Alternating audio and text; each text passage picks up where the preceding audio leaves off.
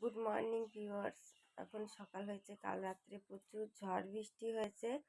তো কালকে ঝড়ের সময় একটা পায়রা নিজেকে বাঁচানোর জন্য আমাদের ঘরে চলে এসেছিলো, তো তাকে আমরা আটকে রেখেছিলাম। এখন সে প্রচুর ছটফট করছে বেরোনোর জন্য। তো তোমাদের দেখাবো, দেখো পায়রাটাকে। দেখো ঘর বাড়ির অবস্থা, কি অবস্থা দেখো ঘরের ভেতরে, দেখো বাইরে দেখো। দেখো আমার উনুন সব ভিজে গেছে। আমার উনুন ঢাকা যে জিনিসটা সেটা একজন নিয়ে গেছে, যার জন্য সব কিছুই ভিজে গেছে। দেখো দেখো অবস্থা দেখো, দেখো ঘড়ি মড়ি ভিজে গেছে। কী দিয়ে রান্না করবো জানি, কে গ্যাসও তো নেই। তো এই দেখো এইখানে আছে পাখিটা, এই ধামার ভেতরে।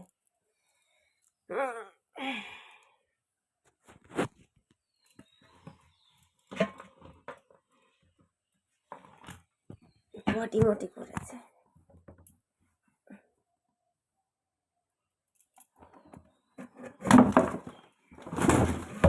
মা উড়ে গেল, যা দেখাতে পারলাম না, উড়ে গেল, চলে গেছে উড়ে।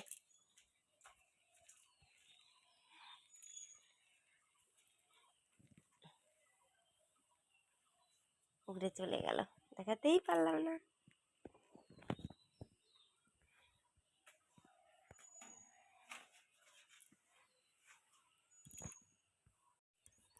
দেখো এবার মাঠে এসেছি, মাঠের অবস্থা দেখো।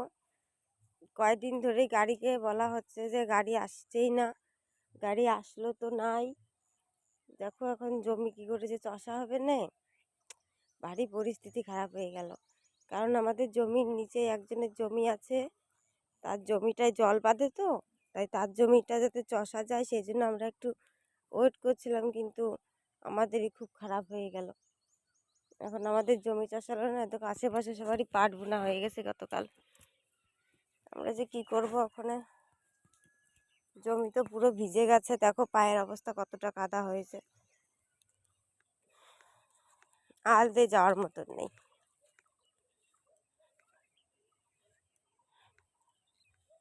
এখন আমরা যাচ্ছি আমার ফুলের জমিতে। আমার ফুলের জমিতে কোনো বান্ধন দেওয়া হয়নি, ভেঙে গেছে কিনা জানে কে। আশা করছি ভেঙেই গেছে, তাছাড়া কি, কারণ আমাদের মতো গরিব মানুষের সঙ্গে ভালো কিছু তো হতেই পারে না। এখন কোনো ফসলই ঘরে তোলা যায় না, অসুবিধা ছাড়া তোলাই যায় না। একটা ফসল লাগানোর সময়ও কষ্ট, তোলার সময়ও কষ্ট।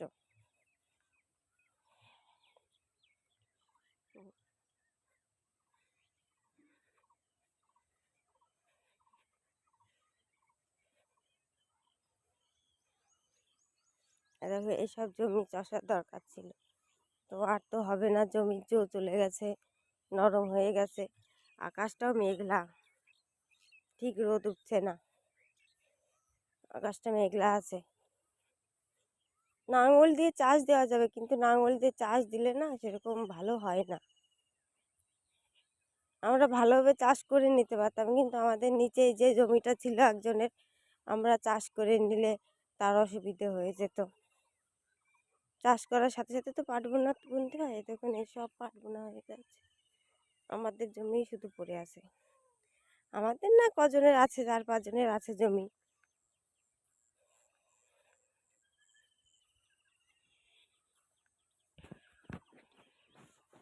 চলে এসেছি ফুলের জমিতে। দেখো এই জমিটা তো বেশি নিচু, কোলদাবা জমি বলে না, সেই জমিটা।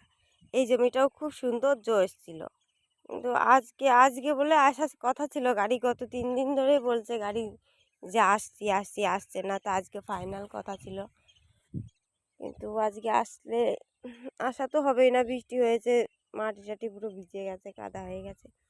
এই যে ফুলের জমি আমাদের,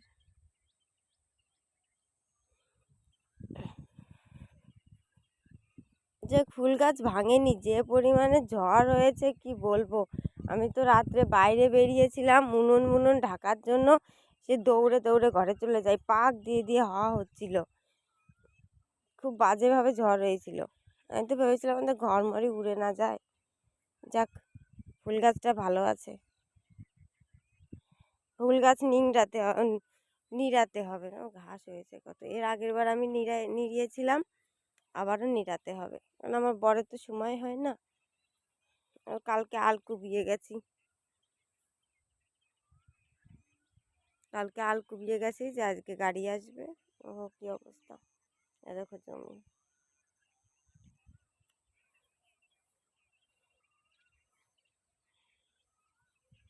তাহলে এবার বাড়ি যাই, বাড়ি গিয়ে প্রচুর কাজ আছে, করে ফেলি। 7টা বাজতে যাচ্ছে। রাত্রে চিন্তাতে তো ঘুমই আসছিল না, অনেক লেট হয়ে গেছিলো ঘুমাতে, ওই জন্য একটু লেট হয়ে গেল। আমার বর কাজে যাওয়ার সময় আমাকে ডেকে গেছে, তখন উঠে বললে হয়তো বাড়ির কাজগুলো হয়ে যেত। ও এসে হয়তো মাঠটা দেখে গেছে। মাঠে কেউ নেই আজকে, রোজ মাঠ ভরে লোকজন থাকে, আজকে লোকই নেই।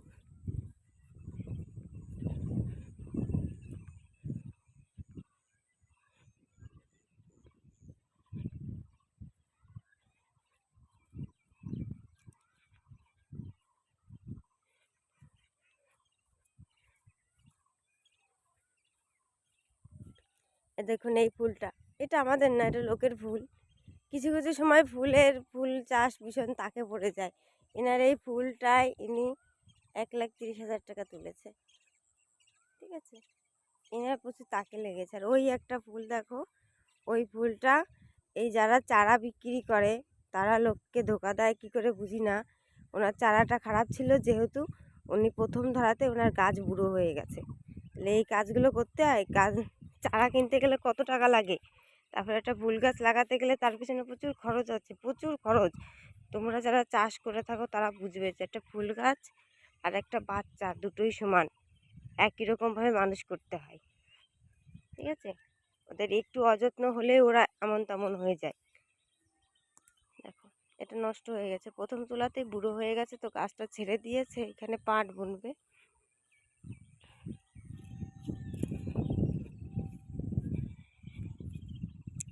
আমাদের আছে, দেখি আমাদের কপালে কি আছে। এখন পর্যন্ত ফুল লাগানোর পরে তো সেরকম কিছু লাভ করতে পারিনি।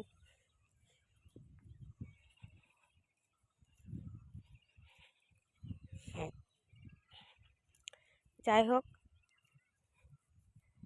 বাড়ি যাই, এখন কাজ করি। অনেক বড় ভিডিও হয়ে গেল, আর করব না। যদি তোমাদের ভালো লাগে একটা লাইক করে দিও, কমেন্ট করে বলো যাদের এরকম অসুবিধা হয়, আর চ্যানেলটা সাবস্ক্রাইব করো। টাটা।